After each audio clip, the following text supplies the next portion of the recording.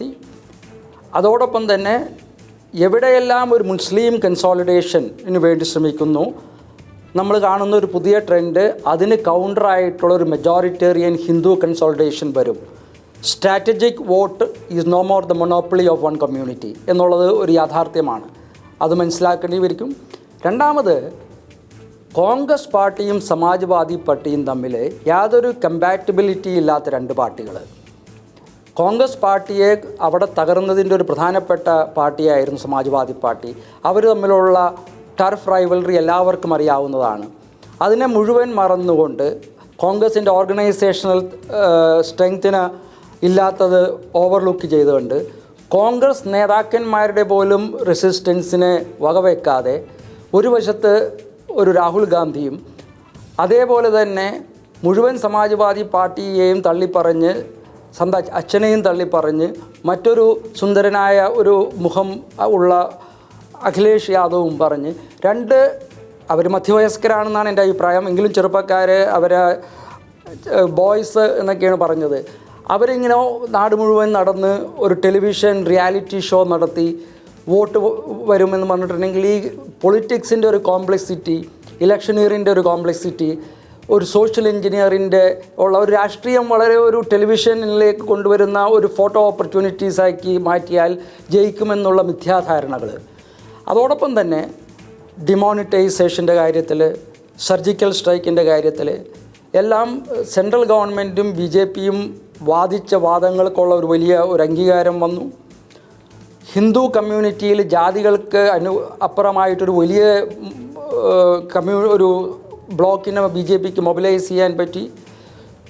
ഒരു വശത്ത് ഒരു അലയൻസും മറ്റൊരു വശത്ത് BSPയും വന്നപ്പോൾ മുസ്ലിം വോട്ടുകൾ പോലും ഡിവൈഡ് ചെയ്തു. ഇതെല്ലാ അർത്ഥത്തിലും വളരെ മിടുക്കോടും സയൻറ്റിഫിക്കായിട്ടും BJP നടത്തിയ ഒരു ക്യാമ്പയിൻ്റെ വിജയമാണ്. സ്വാഭാവികമായിട്ടും BJPയുടെ ഒരു ഹിന്ദുത്വ അജണ്ടയുണ്ട്, അതിൻ്റെ റിഫ്ലക്ഷൻസ് എല്ലാം ഈ തിരഞ്ഞെടുപ്പിലുണ്ട്.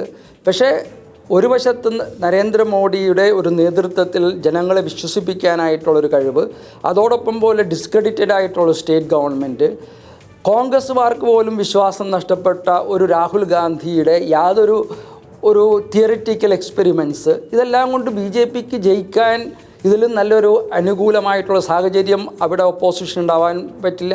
ഒരർത്ഥത്തിൽ സമാജ്വാദി പാർട്ടിയുടെ തകർച്ച ഒരു സമാജ്വാദി അല്ലെങ്കിൽ സോഷ്യലിസത്തിൻ്റെ പേരിൽ നടത്തുന്ന വളരെ വില കുറഞ്ഞ നാടകങ്ങൾ, കുടുംബ രാഷ്ട്രീയങ്ങൾ, ജാതി രാഷ്ട്രീയങ്ങൾ, അതിനുള്ള തിരിച്ചടി കൂടി നല്ലതാണ്.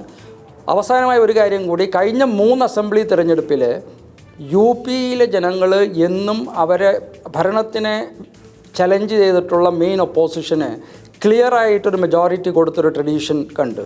അതിലാദ്യം മുലായം സിംഗിന് കിട്ടി, പിന്നെ മായാവതിക്ക് കിട്ടി, പിന്നെ അഖിലേഷ് യാദവിന്. UPയിലെ ജനങ്ങൾ ഒരു ഡിസൈസീവായിട്ടുള്ള മാൻഡേറ്റ് കൊടുക്കുക എന്നുള്ള കഴിഞ്ഞ 15 വർഷത്തെ ഒരു ട്രാക്ക് റെക്കോർഡ് അവർ മെയിൻറ്റെയിൻ ചെയ്തിരിക്കുകയാണ്. ശരി, ശ്രീ P. രാജീവ്, ശ്രീ ജോർജ് കുര്യൻ ചൂണ്ടിക്കാട്ടിയല്ലോ ആദ്യം കഴിഞ്ഞ 2 വർഷമായി സംഘടനാ തലത്തിൽ എത്ര ഊർജ്ജസ്വലമായി BJP പ്രവർത്തിച്ചുവെന്ന്. ഈ 2014 അപ്രതീക്ഷിത തിരിച്ചടിക്ക് ശേഷം മായാവതിയും ഇത് തന്നെ ചെയ്യുകയുണ്ടായി.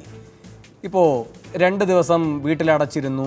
എന്താണ് സംഭവിച്ചത് എന്ന് പരാജയത്തിൻ്റെ പാഠങ്ങൾ ഉൾക്കൊണ്ടതിന് ശേഷം ആദ്യം മായാവതി ചെയ്തത് ഈ മുഴുവൻ സംഘടനാ സംവിധാനത്തിൻ്റെയും നേതൃത്വത്തിലിരിക്കുന്ന ആളുകളെ മാറ്റുകയാണ്. അങ്ങനെ സംഘടനയെ അടിമുടി ഉടച്ചു വാർക്കുന്നു. BJP ഏതൊക്കെ തരത്തിൽ നീക്കങ്ങൾ നടത്തുന്നു, ആ സ്ഥലങ്ങളിലെല്ലാം പ്രതിരോധിക്കാൻ കഴിയുന്ന പോംവഴികൾ തേടുന്നു. ഇതൊക്കെ മായാവതിയും ചെയ്യുകയുണ്ടായി. എന്നിട്ടും ആദ്യഘട്ടം മുതൽ തന്നെ BJP 3-ാം സ്ഥാനത്താണ് മായാവതിയെ പ്രതിഷ്ഠിച്ചിട്ടുള്ളത്. അപ്രധാനിയായി തന്നെയാണ് എപ്പോഴും BSPയെ കണ്ടിട്ടുള്ളത്. എന്തുകൊണ്ടായിരുന്നു BJPക്ക് ഇത്ര ആത്മവിശ്വാസം? എന്തുകൊണ്ട് ഈ 2014 പരാജയത്തിന് ശേഷം ശക്തമായി തിരിച്ചു വരാൻ കഠിനമായ പരിശ്രമം നടത്തിയിട്ടും BSPക്ക് അങ്ങേയറ്റം അപ്രസക്തമാകുന്നൊരു നില ഇന്ന് UPയിലുണ്ടായി? 2014 ലോക്സഭാ തെരഞ്ഞെടുപ്പിൻ്റെ ഫലം നേരത്തെ ഇവിടെ മനോജ് സൂചിപ്പിക്കുകയുണ്ടായി. ചരിത്രത്തിൽ തന്നെ വലിയ ഭൂരിപക്ഷമാണ് അന്ന് BJPക്ക് UP നൽകിയത്. 71 സീറ്റ് ജയിച്ചു. BJPയും അതുപോലെ കോൺഗ്രസും SPയും ചേർന്നുള്ള ആ മുന്നണിയും തമ്മിൽ കൂട്ടിയാൽ പോലും ഒരു 15-16% വോട്ടിൻ്റെ വ്യത്യാസം അന്നത്തെ തെരഞ്ഞെടുപ്പിലുണ്ടായിരുന്നു. BSP ആണെങ്കിൽ UPയിൽ നിന്ന് ഒരു ലോകസഭാ അംഗത്തെ പോലും വിജയിപ്പിക്കാൻ കഴിയാത്ത സാഹചര്യമായിരുന്നു 2014 ഉണ്ടായത്. പിന്നെ BSP സംവിധാനത്തിന് വല്ലാതെ ഡിസ്ക്രെഡിറ്റ് ആയിരുന്നു നേരത്തെ ഭരണമുള്ള സന്ദർഭത്തിൽ തന്നെ. അതിൽ നിന്ന് വ്യത്യസ്തമായൊരു ബദൽ എന്ന രൂപത്തിൽ അവതരിപ്പിക്കാൻ BSPക്ക് കഴിഞ്ഞിരുമില്ല. BSP മുന്നോട്ട് വച്ച ആ രാഷ്ട്രീയ സാമൂഹികമായിട്ടുള്ള എഞ്ചിനീയറിങ്ങിൻ്റെ 69ഓളം 90 അടുത്ത സീറ്റുകളിൽ മുസ്ലിം കാൻഡിഡേറ്റിന് നിർത്തിയിട്ടുള്ളത്, ഒരു മുസ്ലിം SC സഖ്യം എന്നുള്ള, ദളിത് സഖ്യം എന്നുള്ള അത്തരം സമവാക്യങ്ങൾ, അതിനപ്പുറത്തേക്ക് പോകാൻ യഥാർത്ഥത്തിൽ BSPക്ക് കഴിഞ്ഞില്ല എന്നുള്ളത് യാഥാർത്ഥ്യമാണ്. ഇവിടെ കാണേണ്ടത് BJPയുടെ സംഘടനാ സംവിധാനം എന്നുള്ളത് RSSൻ്റെ സംവിധാനത്തിലൂടെ പ്രവർത്തിക്കുന്ന ഒന്നാണ്. അത് ശക്തമായി പ്രവർത്തിച്ചു എന്നിവിടെ വർഗീസ് കുര്യൻ പറഞ്ഞത് ശരിയായിരിക്കും. ഇവിടെ തെരഞ്ഞെടുപ്പിനകത്ത് പൊതുവിലയിരുത്തലിൽ എനിക്ക് തോന്നുന്നത് ഒരു ഭരണവിരുദ്ധ വികാരം ശക്തമായിരുന്നു.